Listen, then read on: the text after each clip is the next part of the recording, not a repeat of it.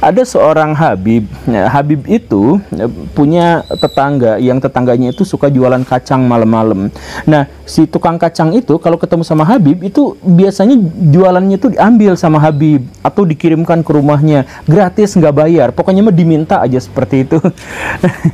Nah, ketika si penjual kacang itu meninggal dunia, maka Habib langsung menuliskan surat di situ ditujukan kepada Munkar Nangkir, dan orang yang dimaksud itu diterangkan di situ bahwa sholatnya tidak benar, tukang maksiat, ibadahnya tidak benar dan sebagainya, tapi dia langsung masuk surga tanpa hisab.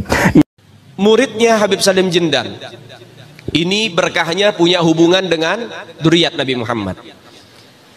Ada muridnya Habib Salim Jindan namanya Abdurrahman. Nih Bang Maman, kalau kita panggil Bang Maman. Bang Maman ini sholatnya berantakan. Bang Maman ini maksiatnya luar biasa. Maksiatnya luar biasa. Ibadah kocar kacir. Ibadah kocar kacir. Tapi cinta banget sama Habib Salim Jindan. Sampai-sampai beliau itu kalau dia jualan ubi rebus, kacang rebus tengah malam tuh pakai gerobak, jualan dia. Mangkal, jualan makanan-makanan. Tuh kadang-kadang Habib Salim Jindan hampir setiap malam ngegodain dia. Datang, "Man, lo dagang?" "Iya, Beb." "Bungkus semuanya, Man, bawa ke rumah." "Iya, Beb." Dibungkus semuanya. Nggak komplain, nggak komplain. Kadang orang zaman sekarang ada bilang penglaris. Jadi kalau habis buka belum ada yang beli, pamali mau ngasih-ngasih gratis. Katanya kena sial. Itu mitos. Tuh lihat, didikan Habib Salim Jindan. "Man, baru buka lo, Man." "Iya, Beb." "Bungkus semua, bawa ke rumah." Bukan hanya dibungkus, dianterin ke rumah Habib Salim Jindan. Itu hampir setiap malam. Jadi baru buka, nggak jadi buka, tutup lagi. Orang habis diborong sama Habib Salim, diminta. Itu hampir setiap malam. Hingga akhirnya apa yang terjadi? Gak lama Maman meninggal. Habib Salim Jindan dikabarin sama muridnya, "Beb, Maman meninggal." "Innalillahi." "Sian tuh orang baik," kata Habib Salim. "Sekarang lagi diapain jenazahnya?" "Lagi pengen dibungkus, Beb." "Ya udah, nanti kalau pengen dibungkus mukanya jangan ditutup dulu, tungguin gue datang." Ini bahasa Betawi nih. Datang Habib Salim Jindan, ngeliatin tuh jenazah tuh, pengen dibungkus, pengen ditutup kain kafannya. Beliau ambil kertas kecil, kertas kotak kecil, beliau tulis, ada yang ditulis sama beliau, ditaruh di bawah kepalanya si jenazah. Deh, tutup. Sebelum ditutup, habis beliau tulis, ditaruh tuh kertas, beliau bilang, "Man, gue tahu lo ibadahnya berantakan, tapi lo cinta sama dzurriyyat Nabi Muhammad, ikhlas dari dalam hati. Nanti kalau malaikat Munkar Nakir datang nanya pertanyaan kubur, jangan lo jawab, Man, lo kasih surat dari gue, lo masuk surga tanpa hisab." Ini misalkan ada pernyataan-pernyataan, satu orang Habib bodoh itu bahkan lebih mulia daripada 70 ulama. Nah, ini juga sempat viral kemarin gitu ya. Ada beberapa Habib yang mengatakan seperti itu. Jadi Habib paling bodoh itu lebih mulia daripada 70 ulama yang sangat-sangat alim.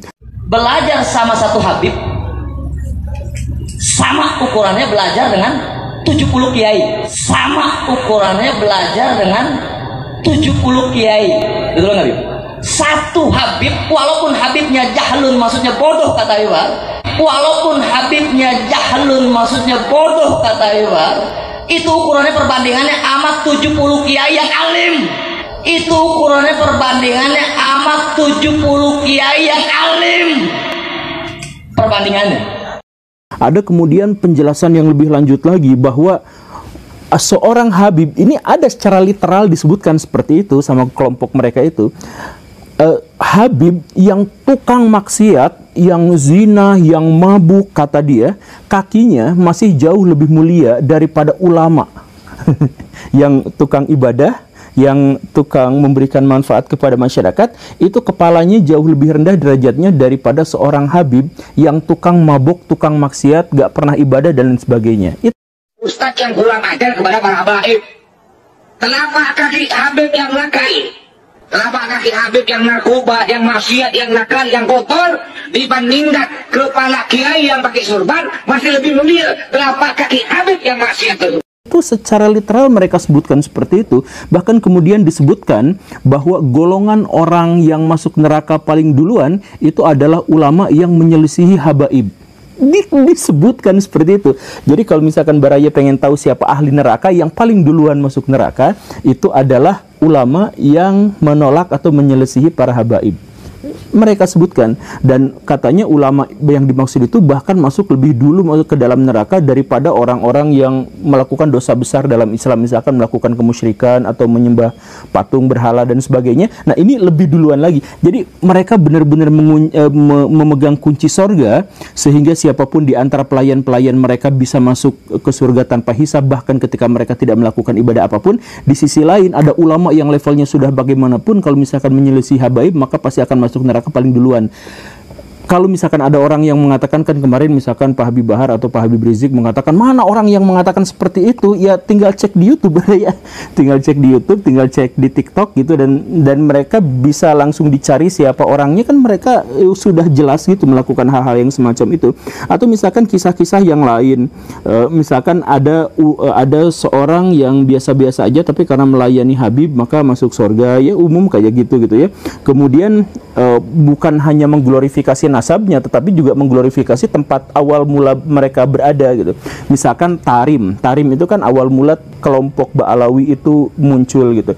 Sebuah kota di Yaman itu adalah kota yang disebut sebagai kota para wali, dan kemudian dari sanalah para penyebar agama Islam di Indonesia itu muncul, bermula. Jadi mereka mencoba untuk menyelisihi sejarah umum yang kita ketahui, bahwa penyebar ajaran agama Islam di Indonesia itu adalah orang-orang dari Tarim. Bahkan mereka menyebut bahwa Tarim itu ada, bahwa Indonesia itu dan Jawa secara spesifik itu adalah milik dari ulama-ulama atau aulia-aulia dari Tarim. Jadi bukan hanya soal nasab, tapi juga soal daerah tempat tinggal mereka gitu. Indonesia seperti itu. Kemudian ada juga narasi yang menjelaskan bahwa Tarim bahkan lebih mulia daripada Mekah. Tidak dijelaskan secara eksplisit, cuman maksudnya di situ diceritakan ada seorang ulama dari kelompok mereka, ya semua mereka akan menceritakan dari kelompok habaib mereka saja gitu, nggak dari yang lain. Jadi mereka menceritakan ada seorang yang sangat suci yang berasal dari kota itu, yang tidak pernah keluar dari Tarim sama sekali, bahkan tidak keluar untuk ibadah haji dan ibadah umroh, karena baginya kota ini lebih suci, dan karena bagi mereka kota ini ada wewangian Nabi, katanya seperti itu. Dan orang ini walaupun tidak pernah datang ke Mekah dan Madinah, jadi tidak pernah berhaji, tapi dia datang ke upacara ulang tahun meninggal, apa namanya, haul gitu, dari seorang Habib. Jadi kalau misalkan seorang Habib meninggal, kemudian dia datangi, tetapi kalau misalkan ke Mekah dan Madinah, dia tidak datangi gitu. Dan kemudian si penceramah yang dimaksud itu mengajak pada jamaahnya, mari kita sama-sama ziarah ke kota Tarim gitu. Bahkan di dalam kalam salaf dikatakan, Habib Alwi bin Syahab itu, Ainut Tarim, itu beliau tidak pernah keluar sama sekali dari kota Tarim, nggak pernah keluar. Hatta haji dan umroh nggak pernah, tidak pernah sama sekali beliau. Ya, beliau keluar dari kota Tarim dua hal saja, ziarah Nabi Hud dan hadrahnya Habib Ahmad bin Zain di Hautah. Itu aja. Bahkan haji dan umroh enggak. Ketika ditanya, Habib, kenapa engkau nggak haji, nggak umroh? Beliau mengatakan, ana asyum raihatan Nabi inda ziarah Faqihil Muqaddam. Aku cium baunya Rasulullah setiap hari Nabi itu di magamnya Faqih Muqaddam. Ya, katakan ya oleh ahli syair, baladun toba maskanuha walaha rabbur rahim, fa idza sa'alat al falasifatu yaqul jannatu dunya tarim. Ya, surganya dunia itu Tarim, walaupun bangunannya itu tanah. Ya.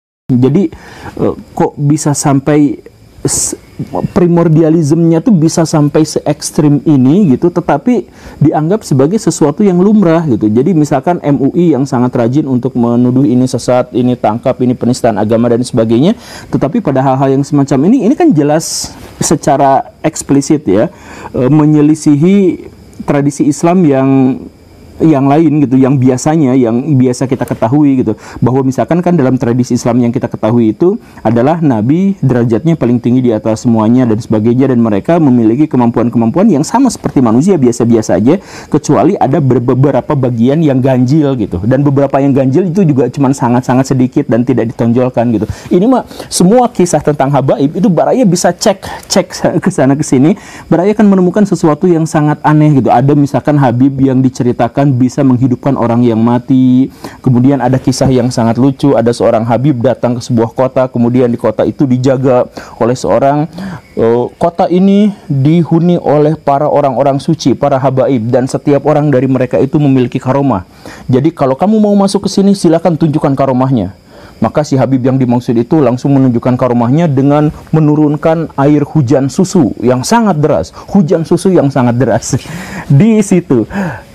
Al-Habib Abu Bakar bin Abdullah Al-Idrus yang hujan susu itu.